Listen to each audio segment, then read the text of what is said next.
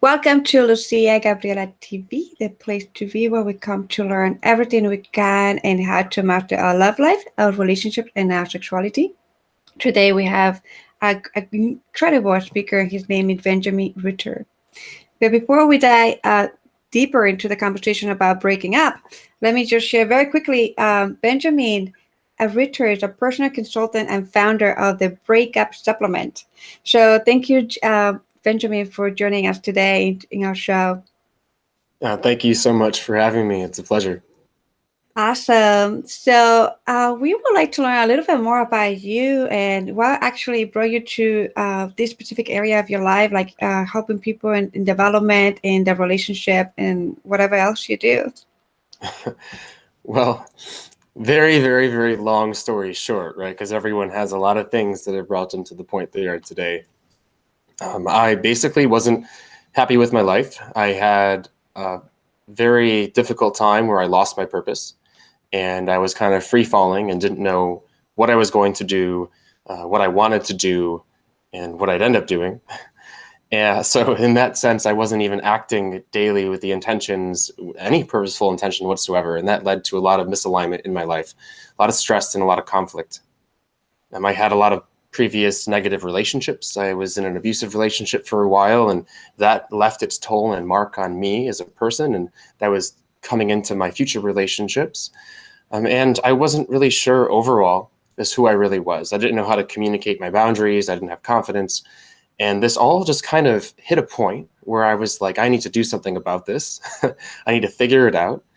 And fast forward over the years, eventually, I figured out that your life, your priorities, your goals, your intentions, your behaviors, your attitudes, your values, who you are, your core, your attitudes and your beliefs, and your boundaries, your expectations really are the core, the foundation of creating alignment in your life, which actually leads to fulfillment. So something bad can really happen to you, but you're still okay. Something really great can happen to you, but you're still okay. You have this really strong foundation that is created through these 4 different pillars. And those experiences and that personal journey has kind of led me to want to do that for others.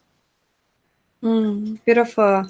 And I love that you are mentioning the core of like the foundation because it's one of my favorite topics to talk to when we create like a blueprint for everybody's right, like their life and relationships and all that stuff. If you don't have your values, your standards, you believe like really clear and concrete like of who you truly are, it's really hard to be in any relationship, even with yourself. So I really resonate with you and like appreciate you that you you sharing this wisdom with others based on your own path. Yeah, it was interesting because I initially started just working and dating in relationships. So I would take men out, I would teach them how to be confident and social. I would work with women. And then you're just kind of like, great, social relationships are incredibly important, right? Your love life's incredibly important. Your friends are incredibly important. But the key indicator to success in that area of your life is you, is your personal self, is the development of that self. And so then I kind of switched gears and I switched my research interests and my professional interests, and I dived into working with people on not just their love lives, but on everything, on what their purpose was, what their visions were, what their values were. And over the years, it's ended me up here. But that's kind of why I created the Breakup Supplement, because I work with a lot of people as well on their old relationships and breaking up and moving on. Beautiful. So I love it that you call the breakup supplement because when I was reading it, I was like, supplement. I thought they were some kind of like pharmaceutical, nutraceutical supplement. And I wait a minute, there's a breakup supplement for it. And I'm like, hello, duh. I'm like, oh, okay, now I get it. So tell us a little bit about let's dive into the conversation about breaking up and what do you love to share for everyone who is in the process of deciding or choosing or questioning if they should break up, not break up, like if they just broke up. Like it is a really great arena the way we can dive deep into today. Yeah, and I think maybe a way to started off would be to describe why I created the supplement. Mm-hmm. And that's because I work with clients and I work on reframing their perspectives and moving forwards from past relationships. But the problem is a relationship creates and leaves its mark on every individual. So your exes impacted you in some way. And the more you're with that person, or the more the intensity of the relationship, the greater their mark. It's almost like, I like to compare it to a path in the woods. So as you walk through a path in the woods, the more you walk across it, up and down, up and down, up and down, the more ingrained that path gets. The clearer, the trees move away, the bushes move away, and all of a sudden you see this very, very like distinct path. And those paths are in your mind, right? And they're attached. Those are attachments to other people. So when you see somebody, all your hormones and chemicals are connected to this person. Your feel-good chemicals, especially, because that's why you're with them. So when you leave somebody, when you break up, those pathways are still there. They don't disappear.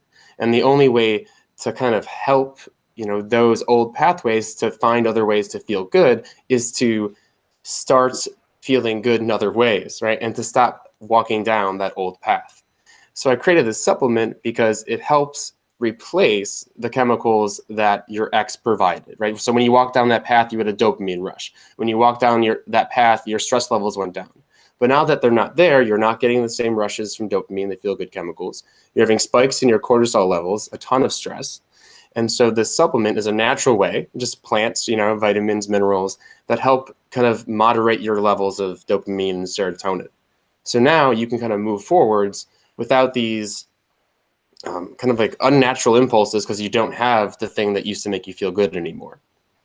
So when you're thinking of breaking up with someone, full circle, it's scary, because all of a sudden you're like, oh my God, how am I going to survive? How am I going to feel good? It stresses you out to think of living each and every day without this person in your life. Yes, indeed. It's so important why you're pointing it out, that many people don't realize that it's not just the emotional or the energetic or the physical things, things that happened in a breakup, or that we had to move forward, of like the clearing that we call it, right? Like the clearing of the energy, clearing of the body. But it's so important you brought into the aspect of the chemical, the inner chemical aspect of the body, the whole aspect of the neurology of the body, of what the science behind it. It's so important to really address that, and many times we don't take the time to address that. So I really, really like that. Thank you for bringing that into awareness. Yeah, and why is it important? It's important because people then can understand why they feel a certain way. They're like, maybe it's not the fact that this person was perfect for you. Maybe it's not that, there's never going to be anybody else again. It's the fact that you're just attached to them. You're neurologically, chemically, and hormonally attached to this person in your life. Yeah. And so when you think about moving on and breaking up, you first have to understand you're not really going to want to, unless you know for sure this isn't the right relationship for you. But a lot of times there's always that doubt that kind of, keeps you in that relationship that isn't right for you. And then sometimes that doubt comes from a place of like, well, it feels good in my body. It feels like happy and joyful. This can like bring a different conversation in a dynamic too, because like how much of the awareness are we giving ourselves permission to know if it's our emotions or it's a chemical reaction that we know that emotions are chemical reactions, they all come together. But I'm talking about like, now that you mentioned that, it's like, where is this coming from? It's like that lack of like chemical balance that needs to happen in my life, or actually the emotion that that's related to it. So it's like, it's an interesting, it's interesting dance. I'm really like, and I have thought of it, when we do somatic work, especially when we do trauma recovery, for our audience that know, like a lot of the time we talk a lot about this emotional trauma, sexual trauma, recoveries, and all that stuff. So we know that some of the chemicals that the body releases when actually even abuse happen, and why some people will get addicted to abusive relationship, because there is like some kind of like a chemical that is being released that also get them hooked to that. And when people get hooked into those chemicals, you know, it's an interesting dynamic. So now that you mentioned this up, and I'm like, well, that also get in there. It's like so interesting. I love it. Yeah, the chemicals aren't good or bad, right? We have them because they tell us something. So like dopamine tells us to seek something, to seek pleasure. Cortisol is a fight or flight. Oh no, there's stress. But in response, your serotonin goes down, which controls all your impulse control, which is why when you're in very stressful situations, relationships or otherwise, you may eat foods that you don't normally eat. You may contact an ex that you don't normally contact. You will act irrationally. And so these chemicals, they're not, you can't really think of them as good or bad. You think of them almost as like these are alarm systems in my body to help motivate me to behave a certain way.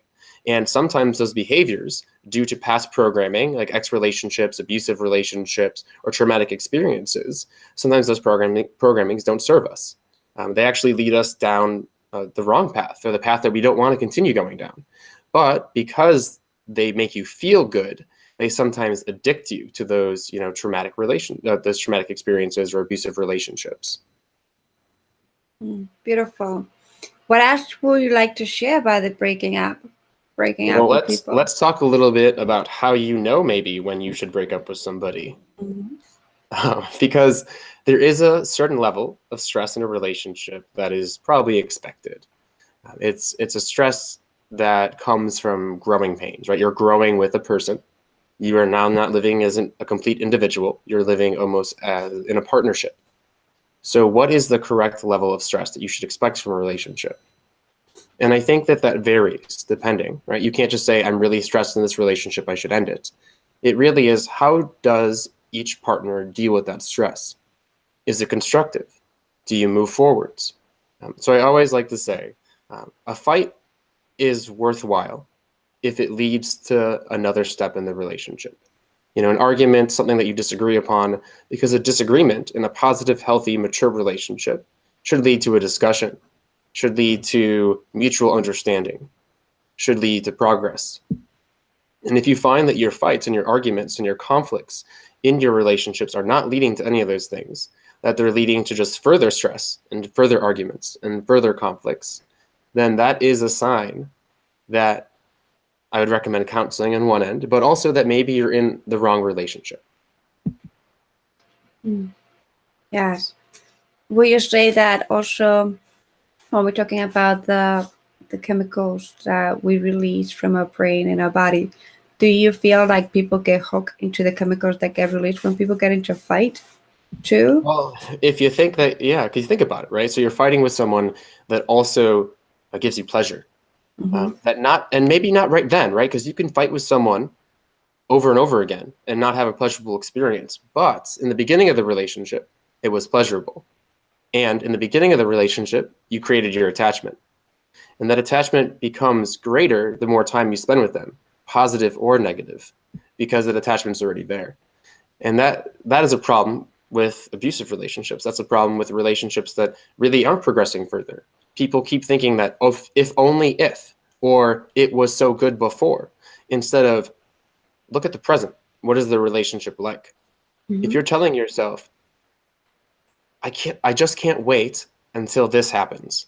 I just can't wait until he learns. I just can't wait until she learns. And that's a relationship that is already doomed. Indeed. And we always share that we cannot change our partners, and when we don't get in a relationship to fix anyone. And if you think about it, if you really do want to change someone, you're not going to change them when they're with you. You're not. And if you think you are, or if it does happen, it's going to take a very long time, and it's going to be incredibly stressful. And both of you are just going to hold each other back in your personal development and your opportunities to grow. So maybe just break up, go about your lives. And yes. if you change, maybe you can come back together later on. It's interesting, right? That sometimes like you see couples, and sometimes you're working with couples, and the people that they did everything possible for the other person to maybe have a shift in their life or awakening moment, right? Or change. And all of a sudden they break up, and then everything that they wish to happen in the relationship with them, actually the individual actually doing with somebody else. And it's like people are like, hey, this like how why he didn't change when he Yeah. was with me. Well, to note on that, it may seem like the person has grown and changed, but it's very hard to actually tell if the person has grown and changed. I mean, social media, right, or like what you hear through the grapevine, you never really know. You never Hmm. truly know if someone's changed unless you're actually spending time with them. And in a relationship, you spend a lot of time with somebody, but when you're not with them anymore, you really have no idea. Yeah, that's a good But point like, too. but to your point, I agree. I mean, a person's usually not going to change with the person they're with unless that person is very self-aware and really wants to make the relationship work. Yeah. So, what would be another way, another reason why people will be considering breaking up, or this, you mentioned the other, the one before, when they start questioning, oh, I wish, when it would be nice if this, and this whole expectation. Like, what would be the other reason that you feel that people are holding back from breaking up? Well, a lot of it's fear. I kind of mentioned in the beginning that you get attached to somebody and you're afraid that someone isn't going to be as good, even though the person you're with isn't good enough. So it comes to the point where you have to say, like, am I one being unrealistic?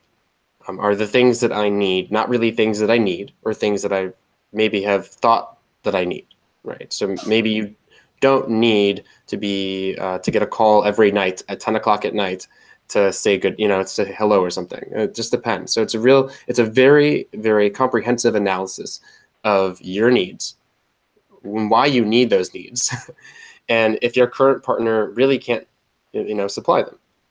And so I think a lot of times people are in relationships and they're debating breaking up or not, but they have like one foot out the door, one foot in the door. They're like, this person fits most of my needs, but they're missing these two. But they don't Mhm. really take the time to really analyze what those needs mean to them. They don't really take the time to communicate those needs to the person in a way that person can actually understand them. Because we all speak different languages, we all see the world differently. They just kind of throw their hands up in the air, they get stressed out, maybe they go cheat on their partner or they just cause a fight. And I think a partnership, a relationship is a lot of that kind of work, because you can't just say, you make me feel sad. You have to describe what is making you feel sad. You have to describe the things that you need. And I think if you've done those things and the person still can't meet your needs, then stop being afraid. You can find someone that will meet those needs, especially if you learn over time how to express them in a way that other people can understand. Yeah, very great point that you make, and also that bring to the conversation of conscious communication. That be congruent with communicating with yourself, being honored, honoring yourself so much to be able to express, what you truly desire, what your needs are, and like you said clearly, like you have to be very clear, specific of what it is that you actually uh, want in your relationship, in your life. And sometimes I find many couples like surprising when you do that test of like, tell the other person like what do you want, what are your desires, no, tell the other person, tell your partner what are his needs, wants, and desires, and just to know if you actually know the person. It's just so amazing to see that people sometimes many couples don't take the time to really know each other, and they keep living a life in like very superficial level. And sometimes they're very, like you said, the fear of communicating that need, that desire is a big one. It's a biggie. One thing I'd also really like to touch on, because we're talking like very intense, right? This is like a lot of work for people that really want to make their relationships work. And how about the people that know their relationships are over, but the only reason why they stay in that relationship is because Valentine's Day is coming up, or because we just had the holidays. The holidays are coming up, and they don't want to be alone over that holiday. That is a really I understand why you're doing that. But it's a very poor reason to stay in a relationship, because if you look at holidays, it's about 4 months out of the year. And that's about 4 months of your life that is wasted. It sends mixed signals to your partner, and it sticks you kind of in a way that will make you stay attached to your partner, because you spend the holidays with them, you meet the family, you spend the holiday with them, which is Valentine's Day, which is probably pretty romantic. You're probably going to feel connected. And now all of a sudden, you're like, maybe this can work. We're not fighting, right? Because who really fights over the holidays? I feel like maybe you kind of mend some of your issues for a little bit. But then you have about 8 months where you can fight consistently without any big holidays. And it does lead, I think I've seen with clients and with people in general, that holidays tend to keep people together that maybe shouldn't be. That's true. That's really important. So how can they easily, blissfully break up? Well, from what I think everyone does today, just send them a text message and then block their phone number, right? No. So immature. I mean, you respectfully, right, discuss the situation with them. I think that a lot of times when it comes to stressful, abusive relationships, then you may not be able to do that. You may have to do an impersonal communication through text, voicemail, an email, or something, because seeing the person is a drug to you. The relationship is the drug, and being around it you won't be able to get out of it. And a lot of times in abusive relationships, the partner knows how to stick around. They know what to say. They know how to say it. They know how to not leave, even when told to leave. So impersonal communication may be best in those situations. But in other situations where you have a mature, loving, connected relationship where you just don't fit with your partner, a respectable conversation in some people say public place because it's safer, right? Because you're not really sure how someone's going to react. But I would also say not a too public of a place, because you don't want to embarrass someone. Don't do it in front of their friends. Don't do it in front of their family. But maybe be around other people in a public environment just in case the person reacts maybe a little negatively. Okay, so when like I'm thinking of when you break up in a public place, and the person overreact, that could sound like very scary for some people. Like I'm thinking myself, like that would be so like of course you're in a abusive relationship, of course, like you want to in being personal, great, or being public, awesome, that's great. But wouldn't be humiliating for somebody like break up in a public relationship, especially if let's say they're in a restaurant and you're breaking up in a restaurant? I don't know. Like I have at dinner. I wouldn't be at dinner, but I just meant for your own safety. A lot of people feel, at least people that I've worked with, feel that they owe their partner something. Mm-hmm. They owe them a face-to-face to answer any questions. If that's the case, then I suggest doing that if you have to do it personally, not in their apartment or their home, but in a public place. Now, other people, I'd like to know, you don't really owe your partner anything, ever. The only person you owe something to is yourself. So if you feel that you'd be more comfortable breaking up with someone that you don't feel that you owe, then I assume you probably could just give them a phone call and discuss the situation with them. But again, when you are breaking up with someone, and it's your decision, right? Doesn't really matter what the person thinks or feels other than you, except if you really do want to sustain some sort of friendship or relationship, or your lives are interconnected in some way, then a more personalized breakup may be the right answer.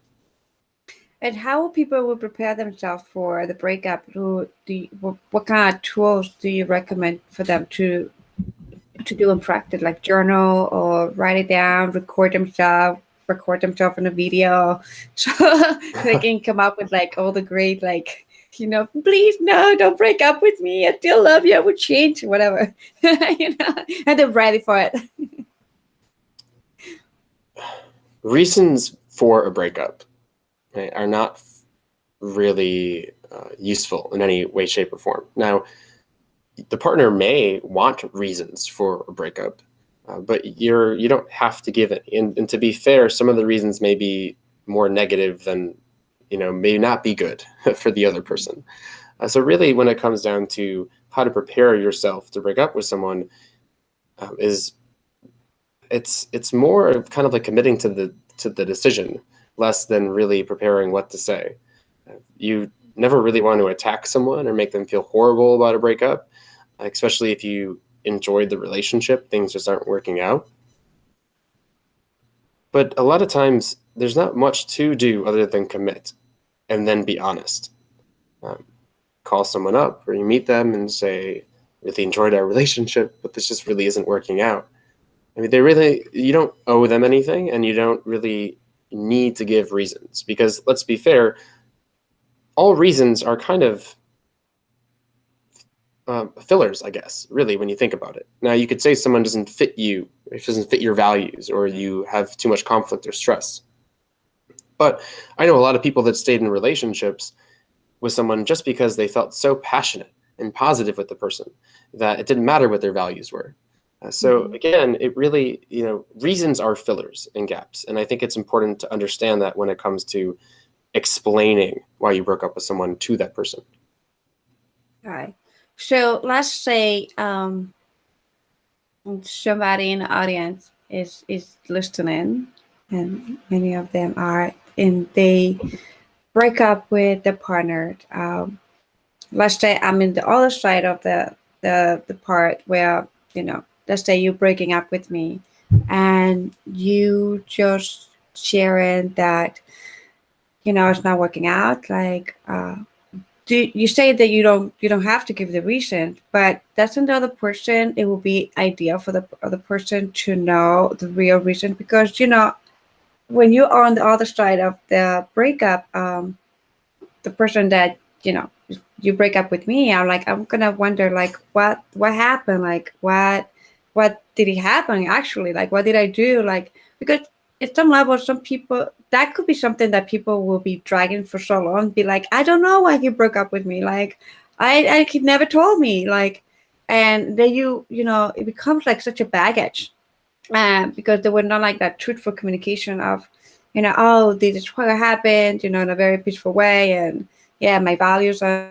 we just don't click. Some people know when the breakup, but some other people, like women or men, will be wondering, like, oh, really? Like, I never expected it, and he broke up with me, or she broke up with me, and he never told me why.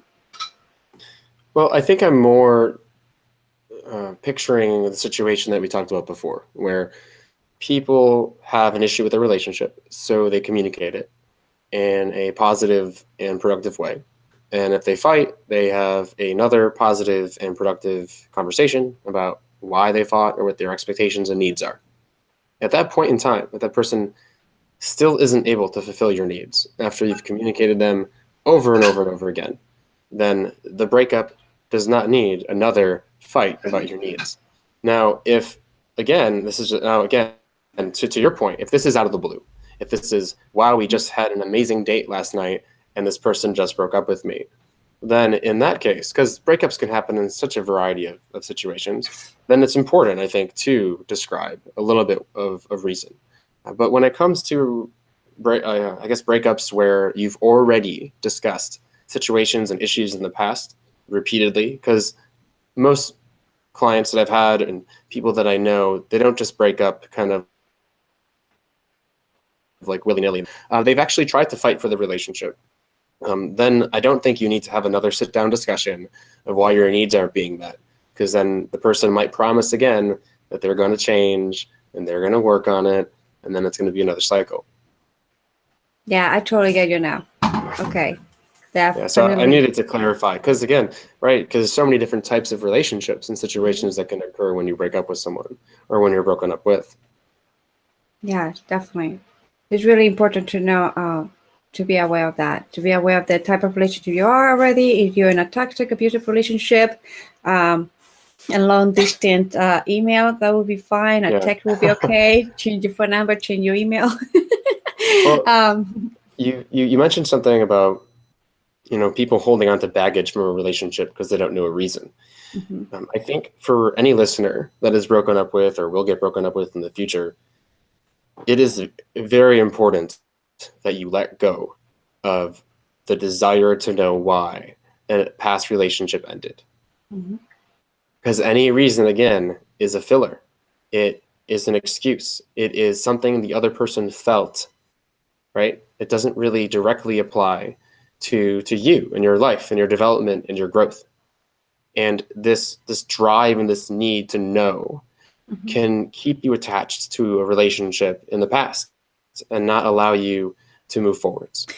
Do you feel that sometimes knowing it's good and sometimes you just have to let it go? I would say like 80-20, like sometimes it's good to know like what happened, just so I become aware, hey, I messed it up, I treated you in a bad way, I did not respect you, whatever, blah blah blah, and like, okay, I get it.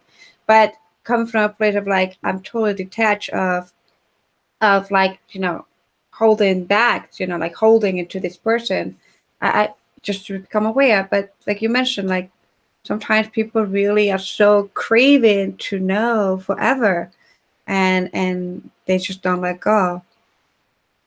I think it's important to know if you continuously find issues in your relationships. And when I work with clients, I sometimes actually have them call their exes to talk to them and ask them to please be honest, to please be blunt. Let's talk about our past relationship. And I want to know your concerns and issues that caused kind of like the end of the relationship.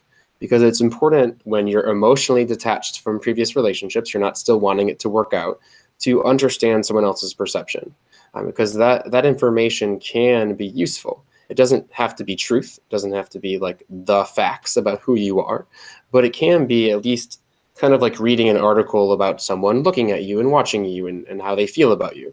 It doesn't actually mean that those things are true, though. That's a good exercise. I really like that one. It's difficult. A lot of people have issues with it. Yes, I could find it like it could be difficult, but very interesting. At the same time, I can see the power of just doing that. Definitely a good one. Yes, awesome. What else would you like to share about break-in before we wrap it up and know more where we can find you? Yeah, I think the most important aspect of a breakup is the acceptance of it, is the ability to close the door on a story that was a part of your life and to open a new one. I think that we attach, right? I think we attach a lot of emotions to old relationships in the past, and they hold us back from moving forwards. And I like to compare it to like a job. You get a job, it's a great job, you have it no matter how many years, a year, 2 years, 6 years, maybe it's your dream job. You have it for a month, and all of a sudden they fire you. What's the solution there? Right? You don't go home, sit on your couch, and think about the job. You go find a new one, right? You get your qualifications, your skills, you put them down on paper, you see where the gaps are in your knowledge, and you fill those, and you move forwards, and you find a better opportunity. And I think too often we allow our old jobs to hold ourselves back. Yes, that's absolutely truth. Love it. Love the conversation. Great insight and really great exercise for all of you meeting community who are watching. If you are in the middle of a breakup or something to tap into, and I really love the exercise of like going back to your exes and really ask them like, hey, what do you think about me? And, oh, I really like, wait, what was really about our relationship? How do you felt and all that stuff? Of course, it's actually like more interesting because it's after the whole fire and the whole drama and trauma, and actually they have like a clear, more consistent definition of what happened, and no attachment still. So really powerful. So Benjamin, how can we find you? Well, you can go to benjamin-ritter.com, and be sure to go to TheBreakupSupplement.com to get, to order yours and try them out today. Awesome. I'm excited. Really, really excited. Thank you so much for your wisdom and for your passion that you're sharing with all your clients, Benjamin. Thank you. Appreciate your time. Thank you. So thank you to all amazing viewers today for watching again to another episode of Lucia Gabriela TV, the place to be where we come to learn how to master our life, our relationship, and our sexuality, and now our breakup. So see you next time, everyone. Have a great day.